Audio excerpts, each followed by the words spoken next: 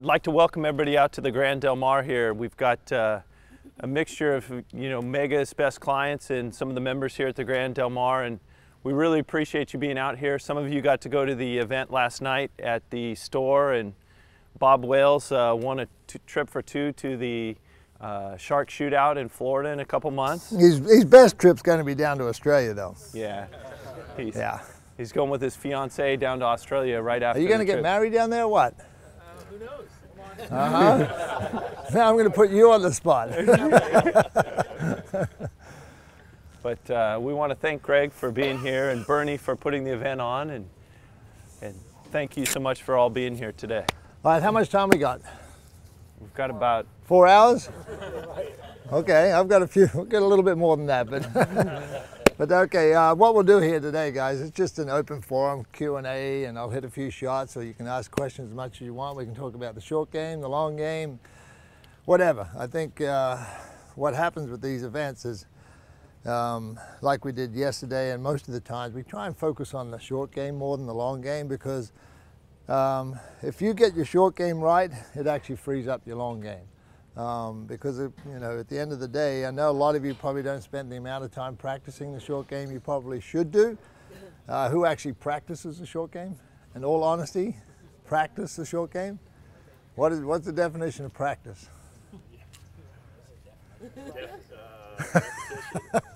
Repetition, focusing on doing the same thing all the time, over and over again. Give you an example. When I played, if I did my daily practice routine was between 8 and 10 hours a day. I would practice 50% of that time inside 50 yards, 60 yards. So that tells you, because I'm not going to hit every green, I'm not going to hit every fairway. If I don't hit a fairway, I'm not going to hit the green most of the time. So if I had the confidence of knowing that if I missed a green, I could get it up and down 20 out of 23 times, which is what I try to average myself, then I knew it freed up the rest of my game. So I wasn't so fixated on having a perfect golf swing, having a perfect tee shot, just making sure that my short game could support the style and the approach I wanted to have. So, short game is crucial, and I encourage everybody to spend a little bit more time focusing on that than just thinking about pounding out drivers as far as you can hit them and stuff like that. And technology. Talk about the technology of the golf club. I mean, I'd love to give you an example of what I have on the base of my, this is a 52, on the base of my 52 compared to a lot of the 52 or sand wedges you buy in the pro shops. And you've got to go to somebody like Shawn to actually get him to marry up the flange or the sole of the golf club to your technique. It's as simple as that. It's like going to a store to buy a suit or a dress. You get it to fit the most comfortable that you can possibly get it, because it makes you feel good, right? It's the same with the golf club. If you don't get the golf club suiting your technique, your swing, and everybody's got a different swing, then you're putting yourself at a disadvantage. So speaking to somebody like Shawn, we do it all the time. I mean, when I played, I always had a couple of sand wedges I travel with. The flange of my sand wedge for the British Open was different than the flange I'd have for my sand wedge in Australia, because the sand was different, the fluffiness, the texture, the granular makeup of the bunkers, so it's no different over here. But if you want to improve it and get consistent on a repetitive basis, that's one thing you might want to look at as well. So anyway, I have a question for you. You picked up the game of golf at age 15, and then at age 17 you were already a scratch golfer, and then within a couple of years you were winning professional events. Were you self-taught? Did you have a coach? How did you go about, besides hard work? We know you did the hard work. How did you go about being that great of a golfer that quickly? I don't know. I started off reading Jack Nicklaus's books when I should have been studying at school. And I picked up on the basics. To me, what Jack was really harping on big time were the fundamentals of the game of golf, which is your grip, your setup, your posture, your stance, and your ball position. And those were drilled into my head, and I perfected those the best I could possibly perfect them. And then I just went out and practiced and practiced and practiced and practiced. I'd practice before school, after school. So my first score was 108, official score.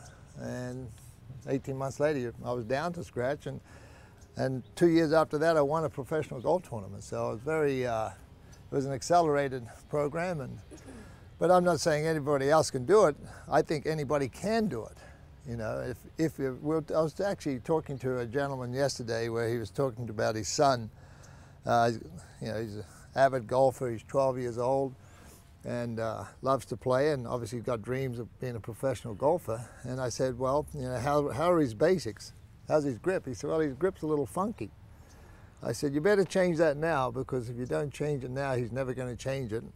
And if he doesn't change it, it's not going to work under pressure. And out here hitting golf balls is really easy, but nobody, I don't know how you guys don't realize what pressure is all about when you have to stand up there and you pucker up a little bit, and you know, and everything changes, and at 4.5 hours seems like 4.5 minutes, and it's totally different. So you got to have everything in sync, in balance, as natural and as simple as you can possibly get it. So the more pressure you get under, the easier it is to react. And that's why you don't see a lot of players win on a regular basis, like Sergio Garcia.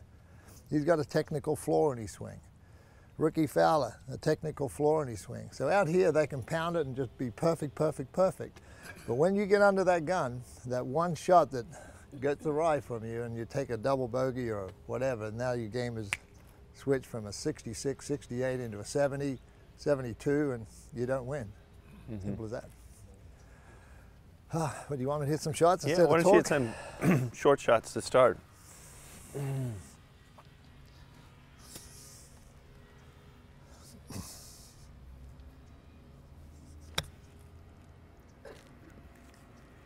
Oh, don't do it. That's it, we're done. We're done. Oh God, I'm going to go somewhere else. I hate it when I do that.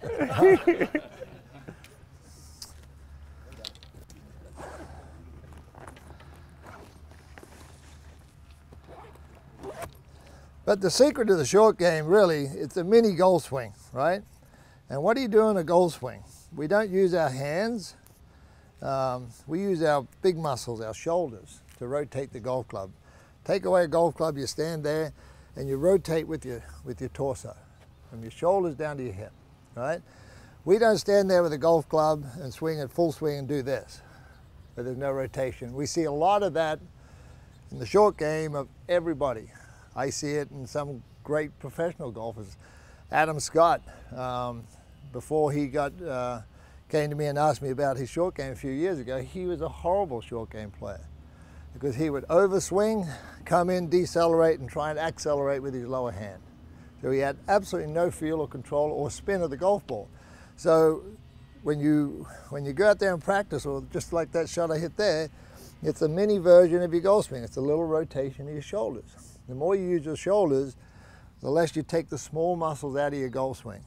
And it's the small muscles that give you the yips, that give you the flinch. That if you feel a little uncomfortable coming in to hit the ball, you actually use your small muscles to hit it, with your small muscles being your fingers. By using your big muscles and rotating, everything else goes along for a ride. And the secret, one of the secrets is impact from your shoulder to your grip to the club head. That impact should be together. It should never have the club head leading your hands to the ball or through the ball. That is taboo. Or your hands leading the club through the ball, because that means you're pulling with your left hand and not pulling with your left shoulder. If you pull or rotate with your left shoulder, everything comes around, as simple as that. Any question on that? Yeah. When you rotate, coming down through the swing, do you feel that your hips are leading or your shoulders leading? On a full swing or On your hip. Oh no, your lower body's fairly quiet. It's going to rotate a little bit. So it's all shoulders. It's basically a rotate. Look, I can't turn my shoulders and keep my hips still, right? I feel very uncomfortable. So as I turn my shoulders, my hips want to rotate just a little bit. Just like in the upper body, I mean in a full swing, the upper body is guided by the lower body. So when you get to the top of your swing up here, what's going to fire first? Boom. It goes this way. So even with the short shot, what starts first? Boom. Everything goes together, right? So it's a little bump, then release, short shot, little bump, and release. But everything's going together. If you put a club here and a club here, they'll be going back to the same, coming through the same. So it's a very, it's really a simple way of approaching the short game. And believe me, you can watch a lot of players who play at the top echelon. They don't do it either, and you can tell the ones who are good short game players and the ones who are not. So. With the high-speed sensor systems that they have now, the Titleist Performance Institute up in Oceanside, they've actually put all the top players on the sensor systems while doing the short game. And they found that the fastest moving body part is actually the shoulders that he keeps referring to. And if you notice, see how much his chest is turned through that short shot? He's only followed through to here, but his chest is all the way at the target. The reason for that is his shoulders is really the engine of his short game. And so the lower body's just there for support. And then they found that some of the guys on tour, that their statistics weren't as good, that they were trying to do miniature swings where they were trying to get their hips to lead the short game shots. And those guys were the guys statistically, and I would probably guess that's the big thing that he changed with Adam Scott, was taking his lower body a little bit out of it. What's your highest degree wedge? 57. Yeah, but I have a little bit now that my loft is dictated to my flange. I have a very narrow flange. This is a 52. I have a very narrow flange with 8 degrees bounce. I don't have a lot of bounce on my golf club because I can actually, this new one is 56 because I know how to lay the club back. I can take a 56 and turn it into a 60 because I don't have a whole lot of bounce on the golf club. Now, when I play bunker shots, I have a different motion, just like my short shot here. You notice I don't have a whole lot of wrist cock. Right? I keep fairly level, and my club head stays close to the ground because of my rotation of my shoulders. I do the same thing in the bunker. So I don't necessarily need a lot of bounce because my motion in a bunker, when I get in here, I'm actually fairly level through the ball.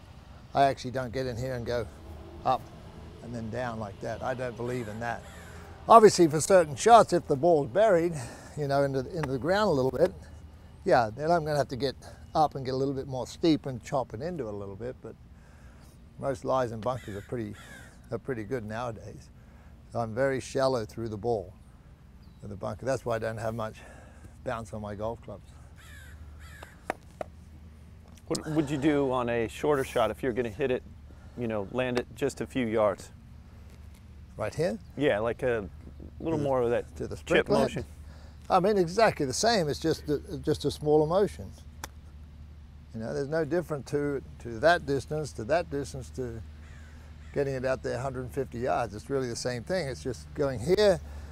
And a really good thing to try and practice is hitting the golf ball a little bit further with the same rotation. So now you got to turn, get to here. Now you're going to accelerate through. So it's not much. You know, I've done pretty much the same distance, but now you're teaching your body to fire a little quicker. So you're controlling the distance of the golf ball through the rotation of your body. You're not controlling the distance of the golf ball by hitting it with your hands. Yes, sir? How do you get it to stop? How do you get it to stop? Shot to that green there, and you hit it down the green, and then, you know, just get that little. Well, first of all, see what I do after every shot? Clean my grooves. You know, you see a lot of amateurs who don't clean their club faces. And if you get any dried in dirt in there, it's like caked into your grooves. So your leading edges of your grooves and the bottom of your groove is full of stuff, so you're never going to get the grip on the golf ball. So number one, make sure your clubs are always clean. Now the secret, if this was a tournament and I had that shot to play, and you see all this top dressing around here, right? And it's moist. You take a practice swing. Now look at how much sand's on there. Yeah. Now I've got grip. Right. So I'm not going to clean that because now I'm going to get more backspin. It's legal, right? Totally legal. Nothing wrong with it. Now I can do this shot here. If the ball was sitting here, Now I know I got some spin, so I can play a lot more of aggressive shot because I got spin on the ball because of the sand. So it's really understanding what's going on around you helps you a lot. But to answer your question, it's all acceleration. You take that club head and you hit it through the ball. What I teach a lot of people, and this is the thing that I taught myself, I did a little bit of martial arts when I was a kid. And when you do martial arts, they teach you never hit at something, you hit through it, right? So when you're playing the game of golf, how I became one of the longest drivers of the golf ball, I actually imagined the ball was 4 to 5 inches ahead of where it was. So I had to go through and I had to take that club head through. Once I got to the ball, I had to keep accelerating that golf club for another 4 to 5 inches. I wasn't trying to hit at the back of the ball. I was trying to hit through the golf ball. No different here. If I hit at the back of the ball, I'm going see, I'm decelerating, because once you hear that click in the field, everything wants to stop. So if I imagine I'm hitting the front of the golf ball, now that club head's going to keep accelerating for that extra 1.6 inches, 1.68 inches. So now you keep going through it. And so I'm talking about that control of your, when you get on the golf course or get practicing next time, take the same club, go 1 to there, same swing. So all of a sudden you're teaching yourself how to accelerate with your body. And we haven't talked about anything technical yet. Right? It's all pretty easy, simple stuff. It's just rotating your shoulders and keeping that club accelerating through. And you can practice. Seriously, go to Shawn, get him to pull out a couple of different I'm sure he knows your games, right, to some degree, and actually go and get on some really funky lies like sandy lies or really hard. You don't get a lot of hard-baked lies out here in San Diego anyway because there's a lot of water on the golf course, and mess around with the different flanges. And you'll all be surprised how much you could either improve or how detrimental a golf club could be to you. To which flag? Any divot, a deep divot, a bad divot? Well, look, this divot here, this flag here, look, I can do it a couple of different ways. I got a 7-iron here, I can get right up on top of it, and I can bounce and run it in there. Or I can get my sand wedge and open it up. Well, you guys are asking now technical shots here. You've got to weigh up the consequences if you mishit it, right? So where would I want to mishit this? I'd rather be a little long than short because then I can putt back up towards the flag. But here I would open the golf club up extremely wide. I'd lower my hands. By lowering my hands, I lift the toe off the ground. So now I'm going to attack the back of the ball just with this part of the golf club. It's not going to be using the entire sole of the golf club. I'm going to just use this. And now it's going to be just a chopping motion into the ground. Going to make a big old divot.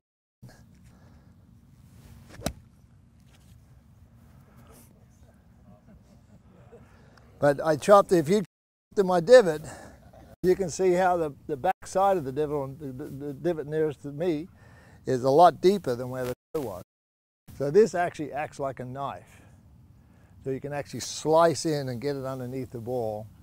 If I open it up and stay this way, it's going to be a lot harder because now I'm using the entire bounce, and that's designed to stop the golf club from going into the ground. So if you had a regular sand wedge, there's no way you could play that shot because the flange is so wide, it's designed to prevent the golf club from going into the ground. So here's an example of your equipment going to dictate what you can or cannot do with a buried lie or a tough shot around the green or something like that. So with our regular equipment, better off to hit well, with your regular equipment, you better get out there and find out what that golf club can do for you. You know, with your regular equipment, you might get into a position where you have to put the golf club in the back of your stance and take that leading edge and put it and actually chop it underneath like that. You're going to have to discover what your golf club can do for you. And then you're going to have to go out and practice and figure it out. I've hit thousands of golf balls doing that. When I practice, I never practice the perfect lie. It's easy to hit a golf ball off a perfect lie, perfect stance, golf ball sitting up. I would get there and I'd have my caddy do this. And then you got to hit every ball within a certain distance with the same golf club to the flag. So now you're improvising, you're figuring it out, okay, because that's the stuff you have on a golf course. We don't have this perfect all the time. So it's, but if you want to, I always believe that if I had a one shot in 1,000, that practice that one shot, then I would never be afraid of hitting that shot. But that's when, you know, to get to the top of the game, that you got to do stuff like that. All right, shall we hit a little longer club? How much time do we have anyway? About a half. Actually, about a half hour more. Gets dark at 7 p.m. Okay.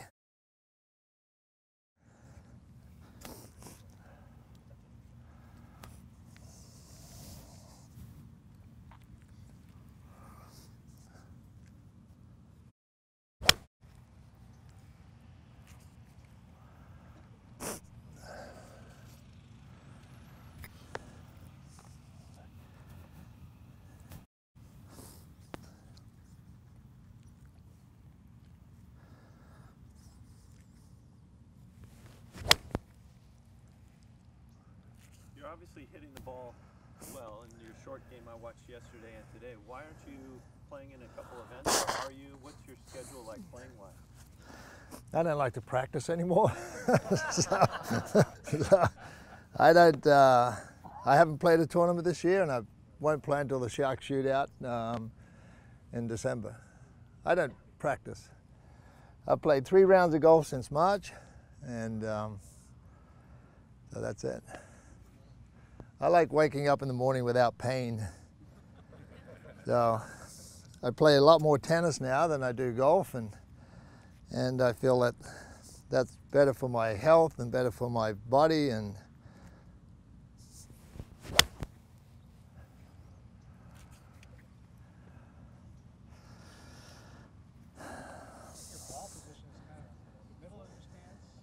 I always believed you have 14 golf clubs in your bag, and to keep it simple, stupid, KISS, who asked the question? To keep it simple, I always believe in playing every shot, regular shot, if you don't have to make an adjustment to the ball flight or anything, off the same place all the time. Because you have the loft of the golf club designed to do a certain thing for you, and if you keep moving around, I never believed when I read in a book that if you hit a driver up here and then by the time you got to the pitching wedge, you should be in the middle of your stance. You're changing your center of gravity, you're changing the arc of your golf swing, because if you're moving a ball that much, think about how much of a bigger adjustment you have to make for a hand-eye coordination. If you stand here all the time and put that ball position in exactly the same place, whether it's just inside the heel, whether it's on your heel, or whether it's a little bit inside, a little further inside. If you keep it in the same place all the time, you're going to get to know your ball flight. You're going to get to know exactly how far you're going to hit it. So just by simplifying and keeping it in the same place, I believed that I could get consistency a lot quicker with understanding my golf swing and my point of contact and my center of gravity with my body. I could actually, my proprioceptions of my body was so ingrained so well, if I moved my ball back half an inch or an inch forward, I could feel a big difference. Does it matter if you're on a slope or not? Well, now you're talking something different, right? If you're on a slope, the secret of any slope, whether it's a short game or long game, is when I stand here and this is dead level, my shoulders are fairly level to the slope. If I'm going down the slope, I want to make sure my shoulders are down the slope. if I've got a downhill lie on a short shot, my shoulders want to be down this way, because I want to make sure, right, that golf club is going to keep going down the slope. I'm not going to get to the ball and then come up. Now you're going to blade it, or you're going to hit it fat. So the secret is keep your shoulders on the slope and have that golf club going down the slope, or vice versa. If it's on the upslope, your shoulders make that golf club keep following the slope up, not disappear into the ground right at impact. So the slope will dictate it, and my downhill lie, you may have to move that ball back. Uphill lie is a lot harder than a downhill lie, that I truly believe, because you're on an uphill lie, now you got to get against gravity, right? So you're used on a level lie of getting your right side covering to your left. Now you got to fight gravity. So now you got to be a lot more aggressive with your right side to get it up the hill to counteract gravity. So.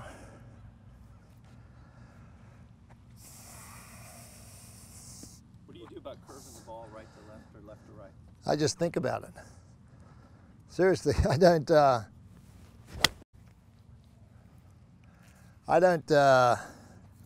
do anything else. I've hit enough golf balls to say, if I want to move the ball 15 feet from right to left, I just tell myself 15 feet. I don't make any adjustments to my stance, my setup. I aim a little further right, of course, but I know what I have to do with my body and control of my body to do that. Same with the fade, same with the slice, same with hitting high or low. If you have to hit a dramatic hook, or dramatic like Bubba Watson did at the Masters, then you now are improvising. And now you're making your hands do something in relation to your body that you need to really practice a lot to be able to do that. But just keep it simple. For the amateurs, if I want to draw the ball or hook the ball, let's just say I'm going to that far black and white flag, I'd put my club face on the flag where I want the ball to finish, and I've got to hook it around the first black and white flag. So my club face is here. Now, without taking my grip, I'm going to line my body up to where I want to go. And now I take my grip. So now you're going to let the club face do all the work for you. I'm not going to do anything else outside making a natural full swing, and the club face will do all the work for me. It's as simple as that.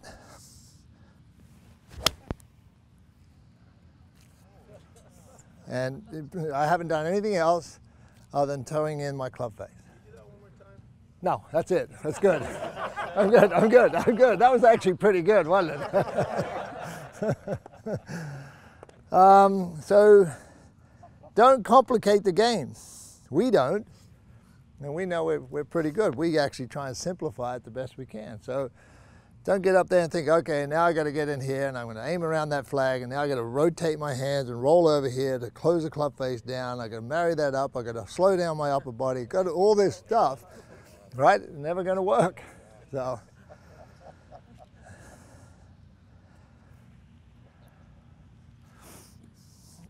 What iron is that, Craig? This is a 7-iron.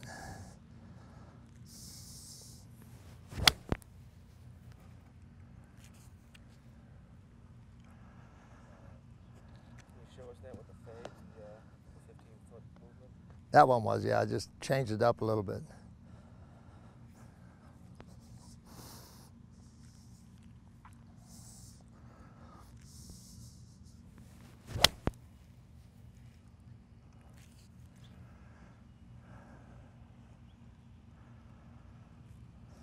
Yeah. You're considered probably the best driver of the golf ball in your game. Can you hit a couple drivers and talk about? I will when I get loosened up a little bit. Okay. You know, I'm not like these young fellas here, you know. Take me a while to get there.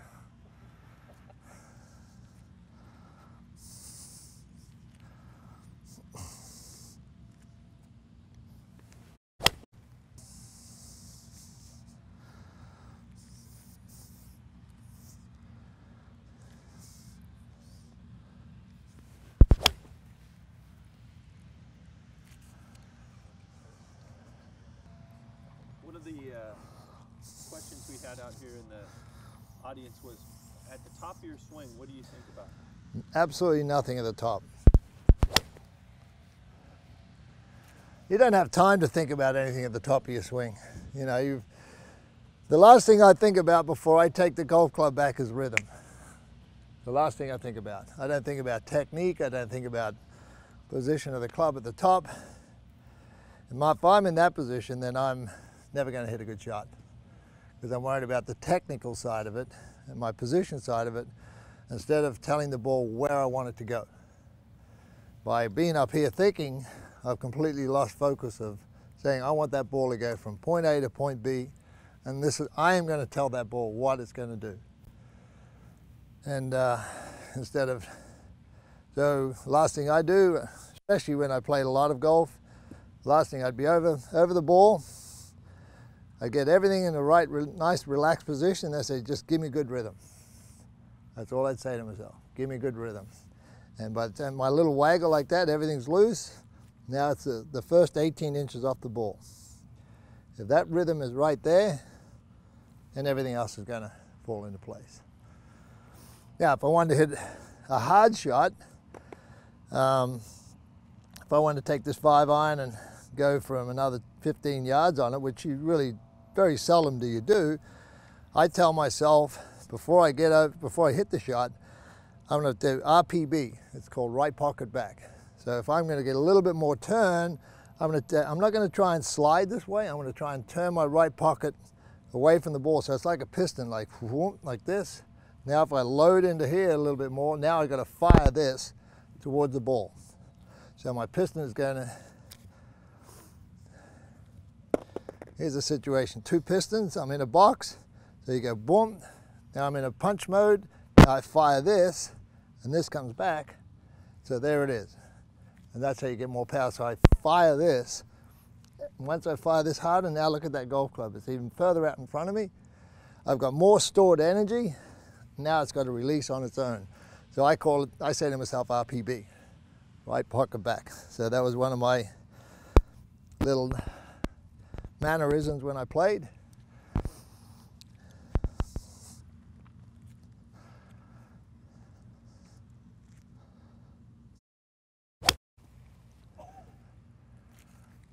That was RPB, but what happened there was, when I went forward, I actually dropped it here. I didn't let the club stay out in front of me, and that's just lack of practice.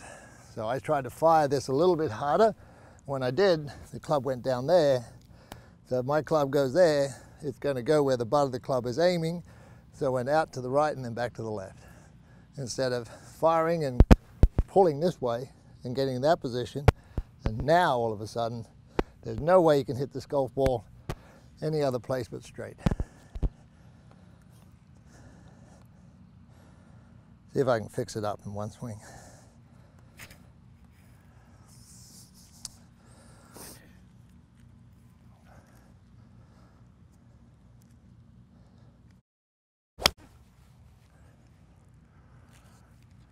Well, there's always a transition in the golf swing. Right? Who watched the President's Cup? Okay, Spieth, right? He has probably the most pronounced transition. He'll get up now, it's probably like a quarter of a second he's here, and then he goes. Everybody else will get up here, set, go, right? There is a transition. You'll get up there where everything loads up. You have to let that club, do you fly fish? Okay, you have to let the club load up at the top. There's a nanosecond of pause. When you get to that, that's when you go. If you're thinking about coming down before you get to the top, you're going to be going like this. Come over the top. Yeah, well, either that or you're going to slide this way first, the club will be there, and then you'll flip off your back foot, one or the other. I've even tried to start down before it gets back. Man, you are screwed up. Jesus. Wow. That's why he practices up there. My mentor. Hey, Greg, I got a question for you. Yeah. Yeah, sorry. I have a question about the President's Cup. Why do you, in your opinion, why does the U.S. play so much better against the international team than they do against the Europeans? I don't know, maybe it's in their head a little bit too. You know, you're used to it. The Europeans have learned how to give, we don't, the media doesn't needle and, you know, get a little bit biased with the President's Cup as you do at the Ryder Cup. Friendlier? Yeah, it's a little friendlier, and quite honestly, you know, at the end of the day, I think it's more an event for money for the tour than it is for the players. The Ryder Cup, there is, and a lot of the guys over the years of the Ryder Cup with the U.S. team are probably falling into the same trap all the time. When you go to the President's Cup, you know you've beaten a team consistently. It's not from playing mano a mano. If you're beating a guy on a regular basis, then you know you're going to keep beating him. Right. So it's more mental than it is anything else. No. You hear Yeah, you every should. shot No. Gosh, no. When we play, well, I'm going to talk about myself. When I played, I would rarely hit anything over 80%. Now, obviously, if you get to a par 5 and you had to crank it up a little bit, well, you could pick up 25 yards in a heartbeat. So we're always swinging within ourselves. Majority of you probably right here, if you can hit a 7-iron, let's pick a number of 160 yards, you're trying to hit that 7-iron 160 yards every time, right? Because that's your maximum. Like if we could hit a 7-iron 160 yards, we would probably play to, well, okay, if we mishit it, we'll hit it 145. But if we hit solid, we're going to hit it 162. We're playing to our mistakes, our good side and our bad side. So we're never really trying to hit every club absolutely maximum to the perfect. So we're controlling where we're putting the golf ball, how we're putting the golf ball by the scale of how much power we put into it. So that is a big deal. People see us or think we're just going flat out all the time. We're not. I mean, you'll see a lot of players. You look at Tiger Woods or an Adam Scott. Adam Scott could crank it up through the air by 18, 20 yards, just like that. And that's the beauty of watching us play, or watching us play a practice round. You know, in the old days when you had 4 guys who were really big, long hitters, and we'd go out in a practice round, we'd challenge each other. And it'd be interesting to see how we can actually and what we actually do with the golf ball when we're having fun. You know, like when I played, my caddy would give me half yardages from inside 180 yards. You know, he'd say, you got 167 and a half. So, because if you're really dialed in, you should be able to hit the golf ball within 18 inches of where you want it to go. And that's where a lot of people don't realize it. And when Tiger's as good as that, Phil, I mean, you look at Phil when he plays. I mean, he hits shots that the commentators say, well, nobody else can do it. Well, I guarantee you there's 10 or 12 other guys can do it, because Phil is exceptional at it, because he does things a little bit differently. But most of the guys can go out there and play shots like that. But it's so impressive to watch the really good players do some of the stuff. Even like that shot out of that divot there. But this is our life, though. I've hit 4.5, 5 million golf balls in my life. If I don't get pretty good after doing that, I'm going to give it up. All right, let's hit some drivers.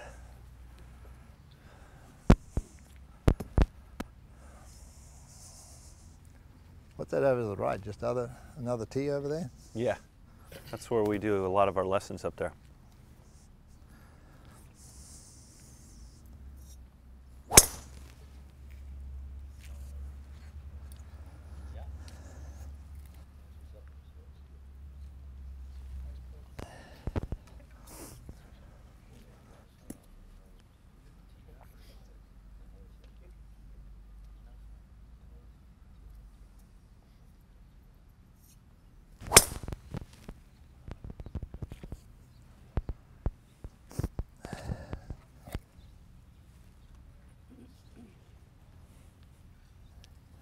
Lower than the average pro?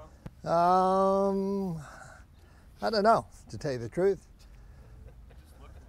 This is the first time I've ever hit this driver, so I'm trying to figure it out while we... There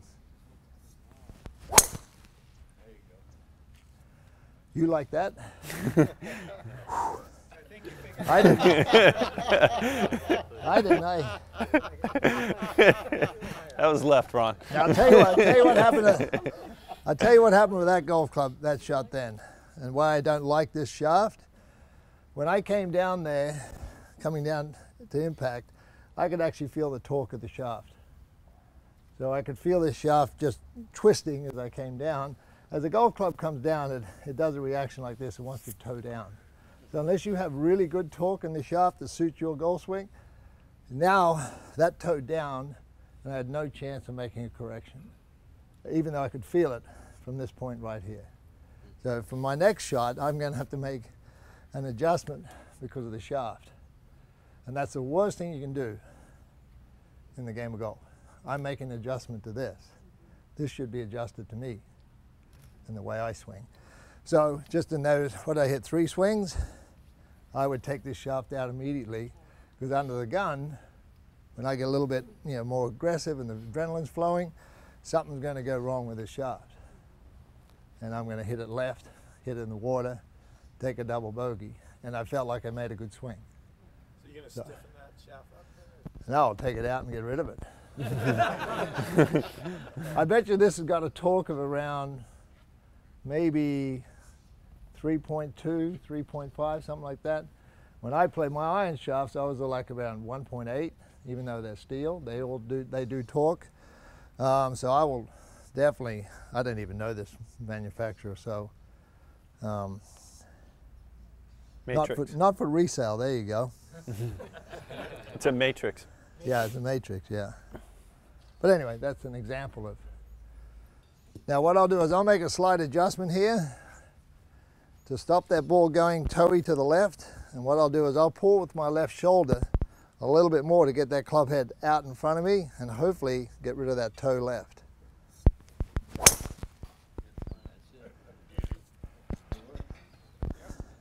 And the other thing is a good thing that when you use these graphite shafts and these, you can see where your impact point is.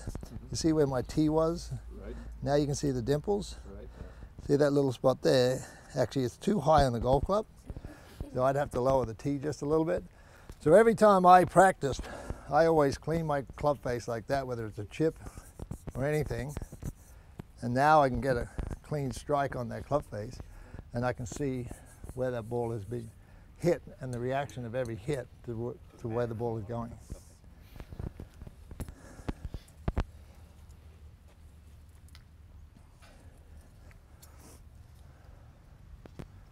So back to my question, what do you think made you the greatest driver of the golf ball? I think because of my triangle. See, I like that drive. See, I lowered the ball. The ball impact came down about half a groove line. You can see the dimples were before up here. Now they're down a little bit. Right. So I like that better. Because now that had a flight that was kept going this way. You see your triangle? Tuck in here. Oh, my triangle, yeah, my triangle is between my grip that I put on the golf club and my shoulders. So this triangle here, I've always maintained as long as I can possibly maintain it. If I can get to that position here, I've got full extension. That golf club can't go any further, so I've got the maximum extension I can. From there, it's just put your back to the target and go. Now with Phil, where Phil gets into trouble, he gets in here and he gets a little bit, well, he's a lefty, but he gets in here and he gets a little narrow. When you get narrow here, now you've got to get, the club's either going to drop in here and you've got to flip, and now he's working on his hands, getting that club face back square. Tiger's the same way. Tiger gets up here, he gets great extension, but when he starts coming down, he drops. Now when he drops, all this, if he didn't make that correction coming back up, he'd hit the ground 6 inches behind the ball. So he has to make a major adjustment in his swing. Now, that's why he doesn't drive the ball well, because with the short irons, middle irons, he's brilliant, because he actually stays there a little bit longer and he drives that club head into the ground, which counteracts for that little bit of having to come up. Adam Scott, dead level. He'll pick the ball, nothing moves up or down. He's dead level, he gets great extension. He's a big tall kid, 6'2", 6'3", and he can get that width out here, and that's why he hits it so far as well. So, you know, I know with Phil, you know, Butch and I used to talk about it, because I'm a big Phil fan, and I say, Butch, it's in here. You can't get it in here. When you swing a golf club, it's got to be out there in front of you. You get it there, now everything's in line with that line where I'm trying to aim. Now everything just unwinds, so naturally, whew, away it goes. Is that why Sergio struggled for years? Because, I mean, he had such angle and the club head was right on top of his shoulder, you think? Who's that? Sergio? Oh, well, Sergio gets a little laid off. He gets up here, the club head's back down there. Now he gets shut. The only way he can counteract that shut club face is pull through this way with his body, pull and drag. And if he doesn't do that right every time, he's going to pay the price. So technically, he's got to make a slight adjustment. He gets up top here, and then he drops and lays it off. That's going to be very difficult to change today when he's, what is he, 35, 36? That might be impossible to change. So, you know, that little motion there will create problems for you under the gun. Fitness. What's your thought on, you know, overall health, but golf?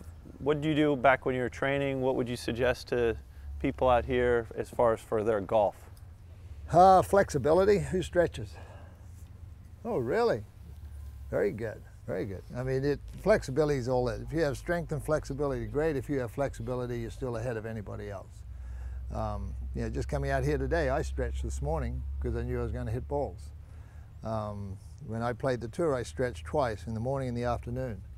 But you know, all the players nowadays have learned how to strengthen their core muscles, from their glutes to their inner core to their lower back. That's where you need to have your strength in the golf swing right here. This is what holds you. Center of gravity is about 2 inches below your navel. So if you start focusing there, even when you putt, if it's a really windy day, when I used to putt in windy days, all I did was tighten my inner ab muscles 2 inches below my navel, and that locked me into place, and the wind couldn't push me, a gust of wind, and then you could actually relax everything else. So, you know, core stabilization exercises. I mean, everybody likes to do different programs and different routines, but you know, I think they're just good for everyday life too. You know, you feel pretty good about it at the end of it all. So, who works out? You all look pretty fit anyway. Yeah. Southern California. Yeah, Southern California. Any other questions? Could you show us your grip there? How do you? There it is. Okay. I know what you mean. I have an unusual grip because I have very short little fingers, right? And my fingers aren't that long. So when I started playing, I hated the overlapping grip, which is that, right? I felt like that was putting too much pressure in this finger and this thumb on the shaft. So then I went to interlocking, which I didn't like because I never felt like these two were working together. So I have a hybrid, and I do this. So I slot it in like that, and then I rotate it over. So these two fingers actually don't even sit on the golf club. So, I mean, it's just an unusual thing that I liked. And the other thing that did for me by doing that, I could actually bring this right hand up really close to my left. So I always believed in the closer I get my hands together, the easier they are to work as a one. And I put zero pressure in here. It looks like your V on your left hand is pointing kind of towards your... Yeah, be right, somewhere right about here. Yeah, well, let's forget the V. I always believe in seeing two knuckles in my left hand. If I could see two knuckles like that, then I knew with the way my grip is that I could hang on to this. And I used to practice all the time just with my left hand, like that. Because if I hold up the club like there, these three you'll feel the pressure under this forearm, right? And that's what you want when you get to the top of your swing, right? You want to hang. Now if I let go of my little hand, these muscles give way and the club drops, right? With my little finger, I should say. So I always believed in practicing. And I used to have a bucket of rice, and I used to squeeze with my 3 fingers to the bottom of the bucket of rice. You get down to the bottom, and it really hurts, and then come back up. And the vice, in the right hand, I used to just these 2 fingers. Squeeze down, because the right hand, when you put those 2 on there, you feel it up here, right? And it's not underneath here, it's up here. So when you get to the top, it's the same feeling. If I let go there, look what happens. So these are the only 3, these 3 fingers are all I cared about. in the golf swing. Did you always do that even when you were 17? Same, did you do that hybrid grip? Yeah, I did the hybrid grip straight off the bat because I never liked the way it felt. And this finger here and this grip here would never get any marks on it because it would never touch the grip. Right? And I always had calluses right here, but I'd never have a callus on my right, never. Because I would never, I'd practice, right hand I'd practice like this. Take my thumb and first finger off, and I'd hit balls, thousands of golf balls like that. So just keeping the strength in the two fingers, middle fingers in my right hand all day long. So I want those to hold my palm against my thumb. So now everything's working together. So I improvised.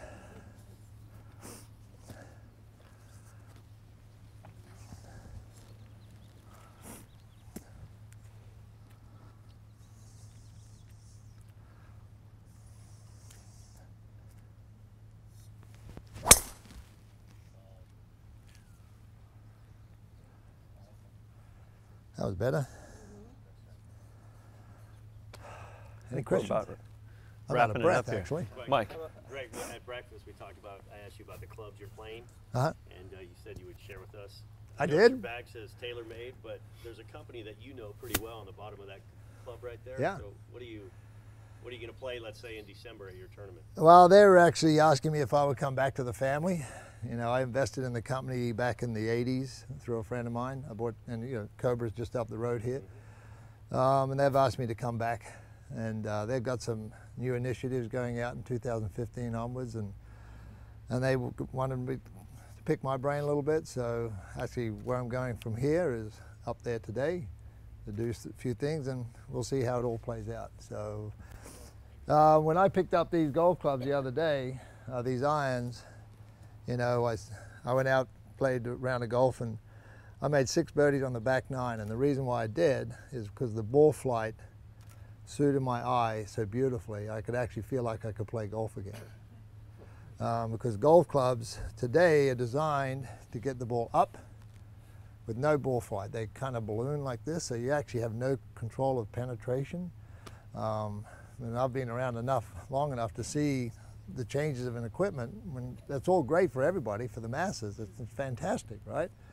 But for a player like myself, where I focus on the center of gravity or the spot where I want to hit on the golf club less than the size of my little fingernail, when I can get to these forged golf clubs where I know I've got to be so precise on everything I'm doing, everything else kind of happens automatically. So, you know, I started falling in love with playing golf again, quite honestly. These are the AMP Cobras. Actually, this is the head that we perfected back in the 80s, believe it or not. So, so anyway, that's where it is, and I'm looking forward to it if it all works out and get going again. Yes? I got a brand new club. You want to be the first to hit it? Why? I'd like to say you did. That was me. Okay. I did want to ask, you know, this is the Trinity shaft. That's kind of what they push to people like us. And I don't know What do you say, I swing like you? I think you might be able to tell us, you know, what do you think of the stock? Do you know this shaft? You go to- Never heard of it. Yeah, keep going. You go there, like I said, this 68 is what they grand. tell It's an you Aldela. is a stock upgrade. What do you think of this? Because you mentioned you played a 1.8. All the stock shafts you get are 3.5 to 4.5. Well, this is I don't know how you I don't know how you swing the golf club. So everybody knows that's a Callaway Extreme with a Trinity shaft. Are you with Callaway? No, I just want to know what you Okay. Just checking. I Yeah, exactly. Look, the first thing I do is, look, for one, this is never going to suit me, because if you bend the golf club, you'll find, like anything, there's an apex or bend point. And where this is bending is way too high for me, right? So this golf ball is going to go high right, I guarantee you. The loft, you know, if you look down on this golf club, because what the shaft is going to give you, they've counteracted it with the face. So it's sitting lofty and shut, right? So the design of this golf club is to try and stop you from doing a certain shot. So they're making this golf club trying to do something for you, which it shouldn't be. So when I look down here and see it this shut, that means it's going to try and stop me from hitting it high right, right? So, but when the shaft, you do this to the shaft, you can tell the shaft is not going to allow you to do that. I broke mine. That's the brand new one. Okay. I was hitting it high right. High right, exactly. So the more you hit it high right, the more you hit it high right, they're going to come in here and make some adjustments, which you obviously got a tool to do that, and they're going to make it go further left and further left to stop you going further right. So the more they take it left, what happens subconsciously? When you look down there and that club face is going left, you're going to automatically try and get it to go back to the right, subconsciously.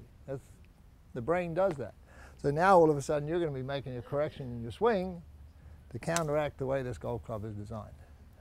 How could this group buy shafts? You know, because if I this gentleman right here. Gentleman right here. He has the knowledge. He has the knowledge. He can get you out there. He can talk just like I talked. I mean, that's his profession, right? And to get out there and understand all the nuances of what a golf club does. Now, this grip here, you have nothing underneath the grip, right? It's a grip straight on the shaft. Sometimes you'll pick it up and the grip that they put on here might be old inventory. And that old inventory means grips are a little too heavy. If the grip is too heavy, now your whole your swing weight of your golf club has changed, because the swing weight, which is right there, now if you go to a heavier grip, it's going to have to move back up here a little bit, right? Because this is heavier. So now all of a sudden you've changed your center of gravity or your flex point of the shaft because of the weight of the grip. So what they do is they change the weight of the head by putting a couple more grams right there, right? Now all of a sudden the club is completely out of balance because they want to get rid of stock, right? And I'm telling you, this is what happens. But I'll hit it for you. Shawn, am I right? Yeah. The key is at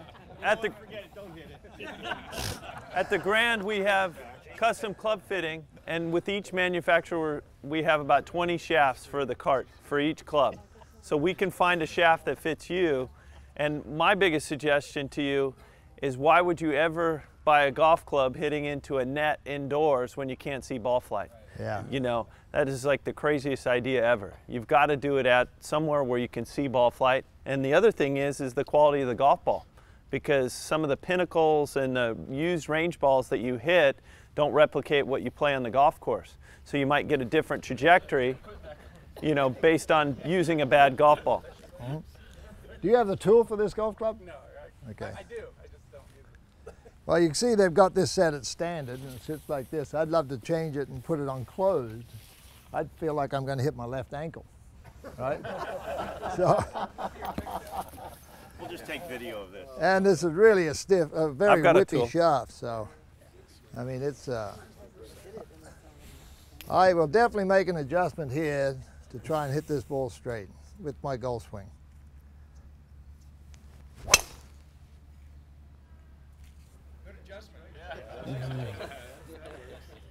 But what I did there was I actually slowed my golf swing down so much to allow for the shaft and the head to catch up. So, anything else you want me to do? 2 more questions, and then we've got to. What was one of the most enjoyable, greatest 18 holes of golf you ever played in a tournament? 18 holes.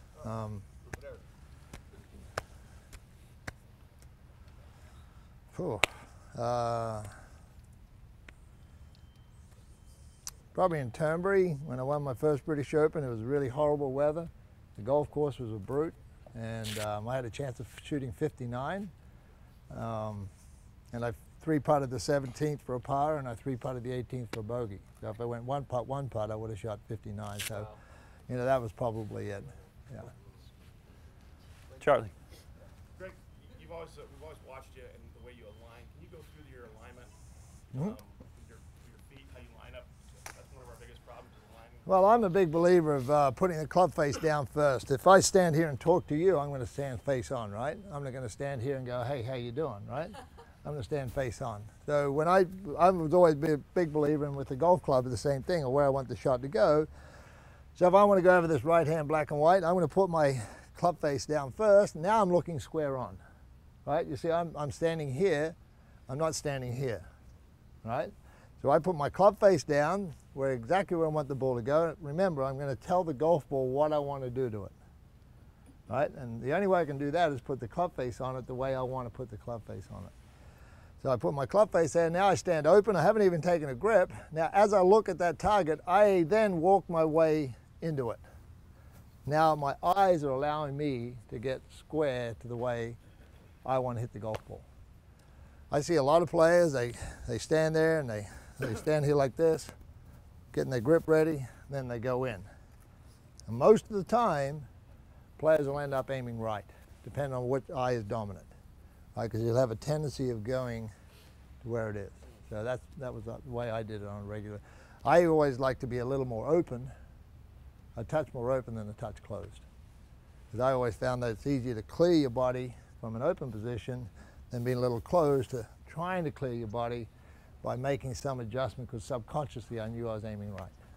When you walk into it with your left, you just move to your right. Yeah, I walk in this way and then adjust this way. So I pull the left foot around and square the left side up to where I want to go.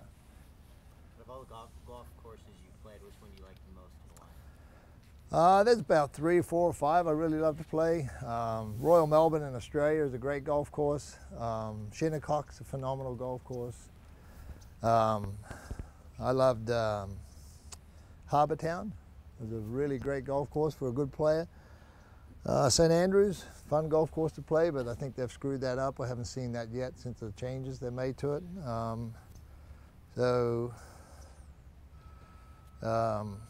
I like San Francisco Golf Club, really like that one. So they're scattered around the world.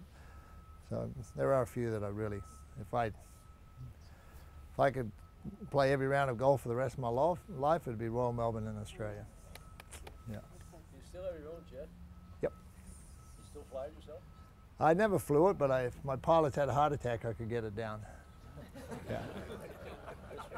I could get it down, yeah. I would figure it out really quickly. I can tell you that.